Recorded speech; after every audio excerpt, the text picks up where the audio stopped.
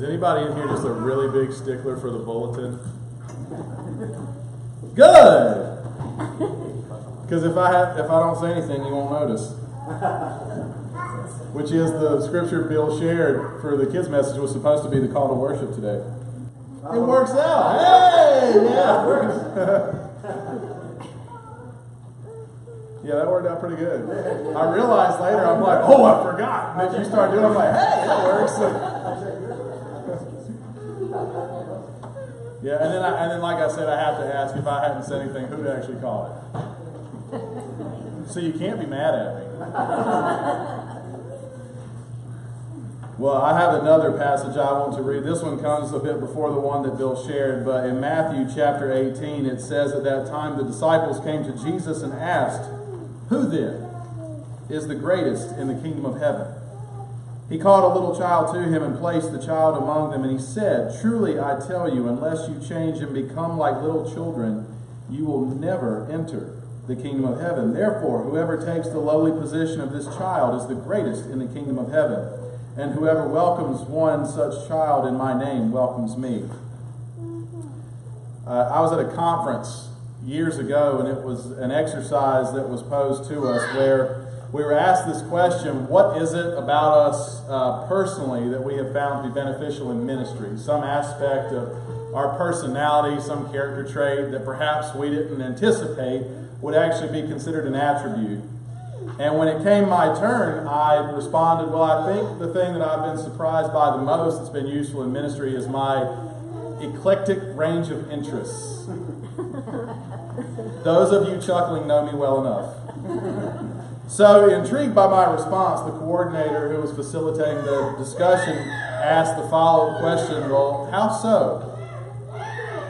I know some of you feel exactly that way right now, and you just don't voice it. But the instructor asked me, well, how so? And I told this story.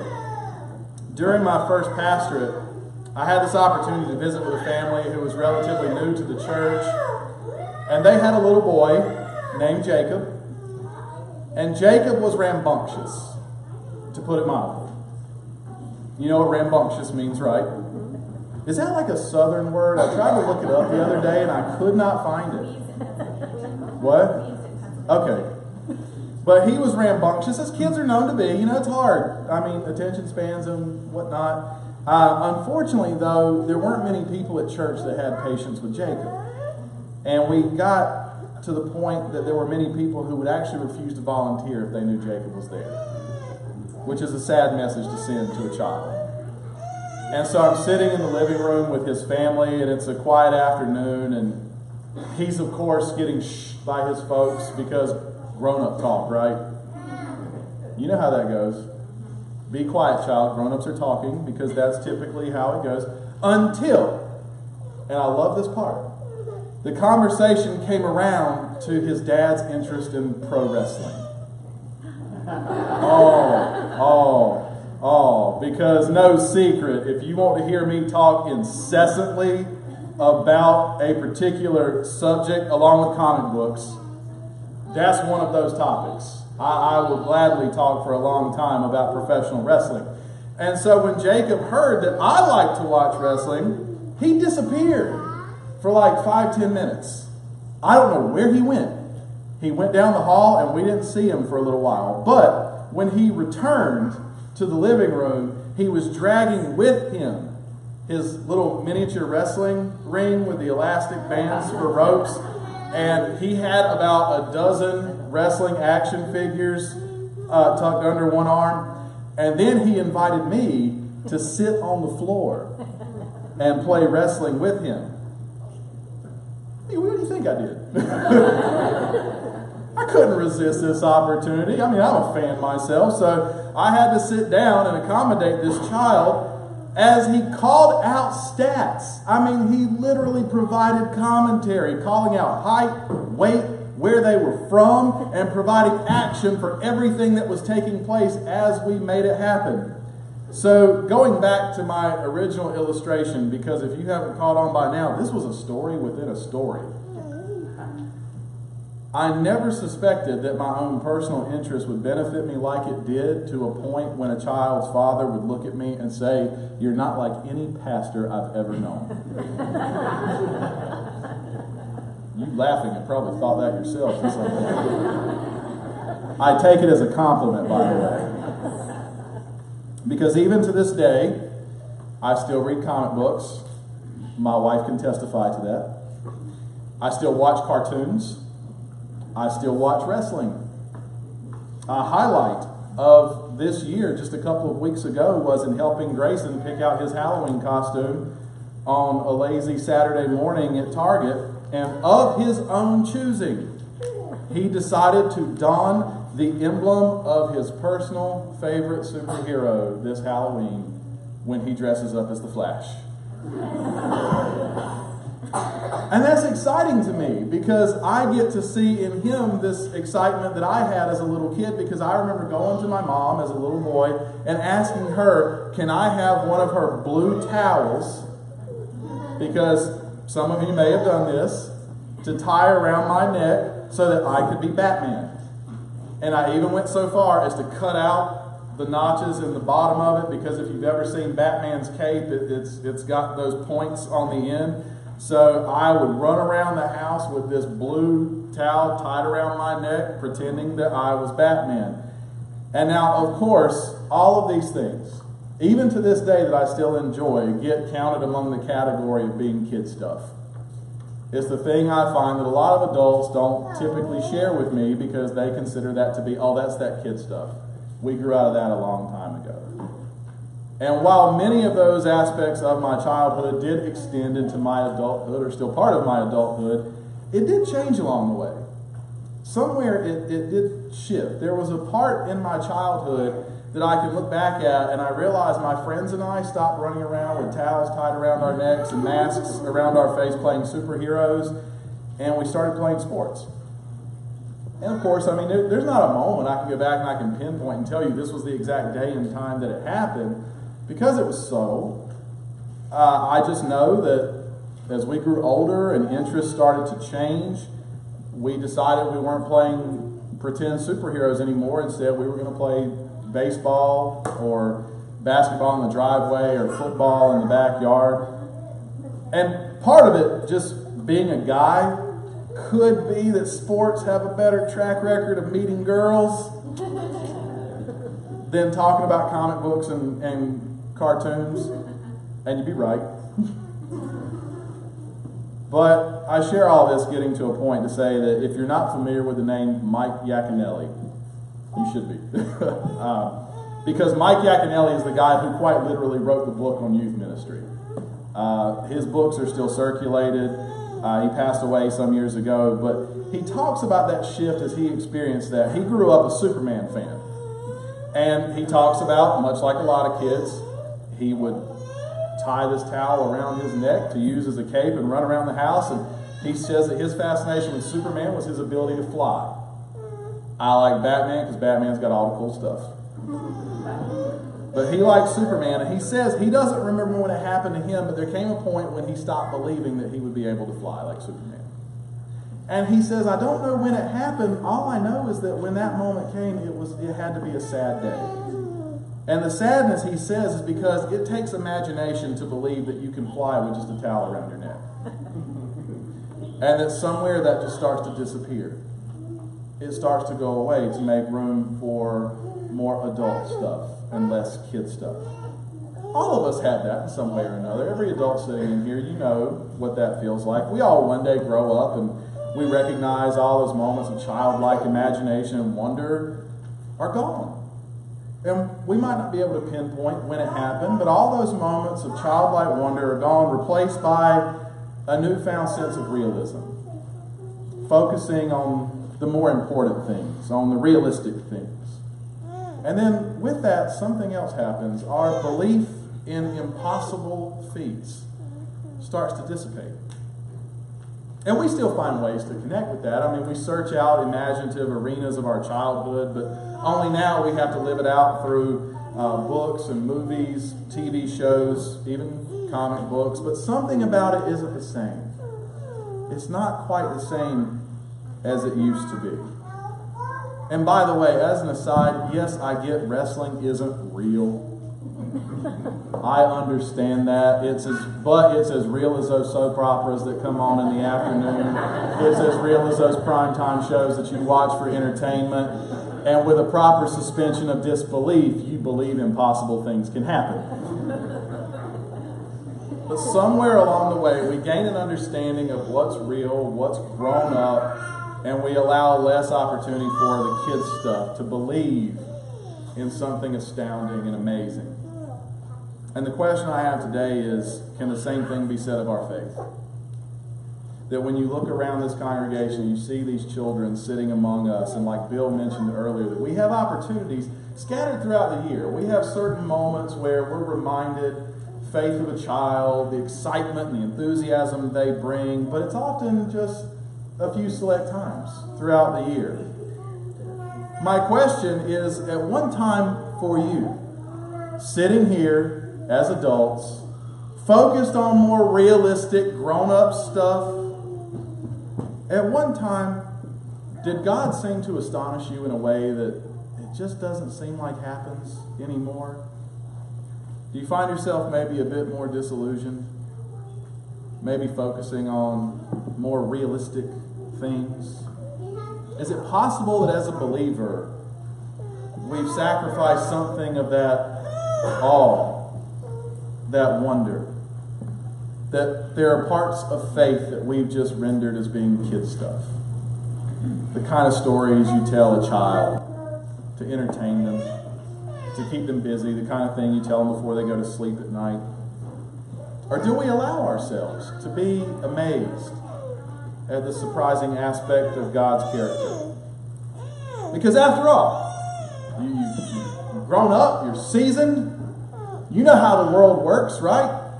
You know how things are supposed to go. At children, think back to when you were told those stories. Think to a time when perhaps you were the one that a parent or a grandparent or a Sunday school teacher was reading you those stories, these captivating, awe-inspiring tales of God's majestic wonder. But somewhere along the way, did they not become routine? Did they not become common? Mixed in with a bunch of other fairy tales that you've heard along the way. And then along the way, somewhere we convince ourselves we know what there is to know. We know enough. We know what we need to. And we stop. Douglas Copeland, I'll do another name drop here, has a book called Life After God, where he says, sometimes I think the people to feel saddest for are the people who once knew what profoundness was, but who lost or became numb to the sensation of wonder. So today, we do something that quite often has been reserved only for that days that we don't have enough volunteers. We share our pews with our children or our grandchildren. Children who come into this church, as Bill illustrated earlier, excited, amazed, ready and willing to, with reckless abandon, shout, "Yay, Jesus!" Because how many of you adults would want to do that?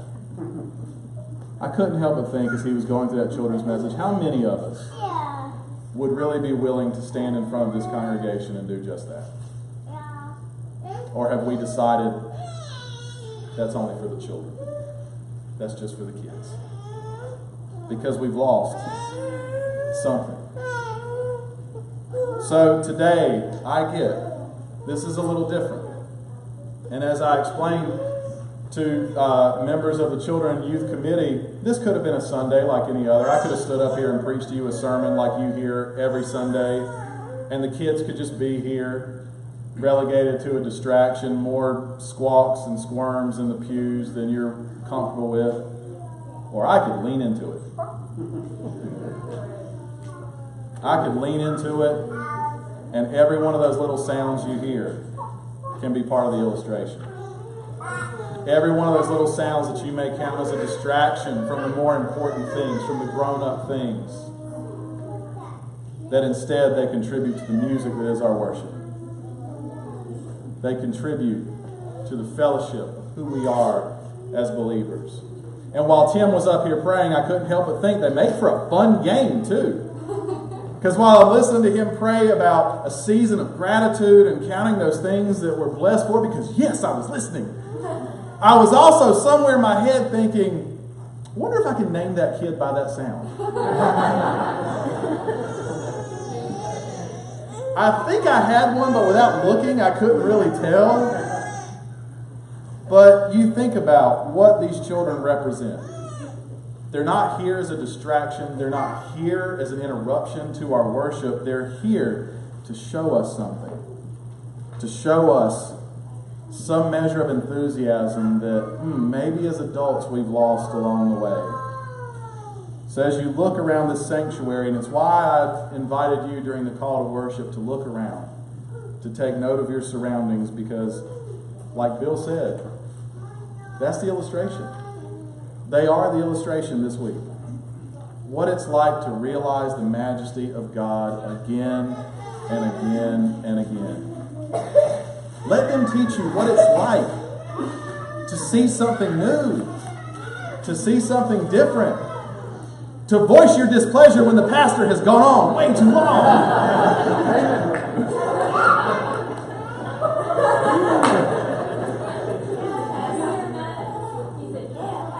I know.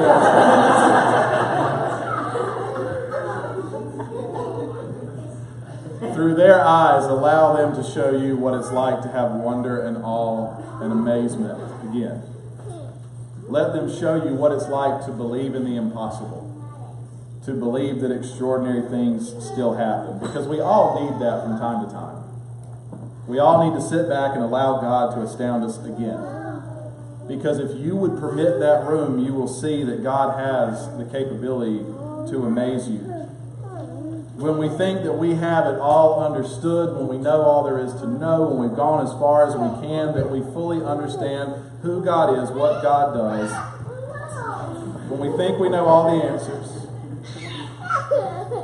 we know how and where and when and why God works, that's when we need to hear a voice that says to us, for mortals it is impossible, but not for God. For God all things are possible. We must realize that no matter how much we know, how much we've learned, how far we've come, there are still aspects of God we have yet to see. So many ways God can still surprise us, that there are still mysteries that can captivate us, wonders that will surprise us, still things to learn and discover about who God is. So let these children, through all their sounds, through all their wiggles, and their cries of displeasure, let them remind you what it's like for God to astound you, to allow room for fresh, new, and amazing things. And may the imagination of a child help us rekindle that imagination within ourselves. And may you see that above all else, that with God, all things are possible. Amen. I believe that Jesus gave an invitation to us when he said that unless you come to him with childlike faith. And that doesn't mean being hindered in your faith or looking at it as though there's only so much to learn. It's trusting and believing that even when it's not comfortable, somebody is out for your well-being. So the invitation before you today, see where it is that perhaps God is inviting you to believe that impossible things can and do still happen.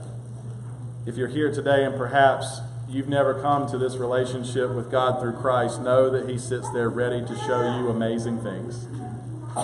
And for those of you as believers to see that every day is another invitation to that childlike faith. Please stand as we sing. Hymn number 122. Tell me the story of Jesus.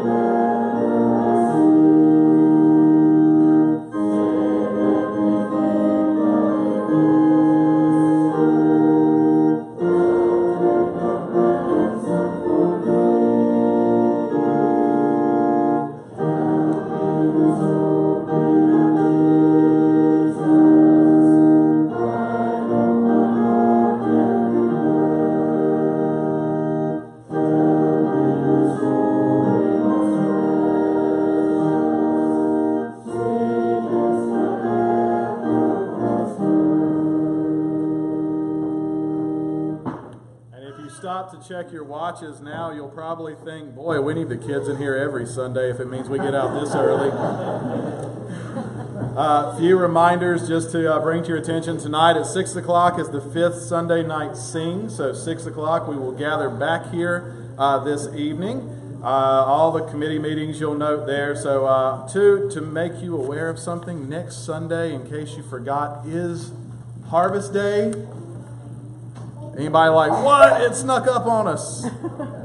It is here upon us. In a week's time, we will gather here for Harvest Day. But a special note, please keep in mind, you'll see here in the bulletin, we are starting service 10 minutes earlier.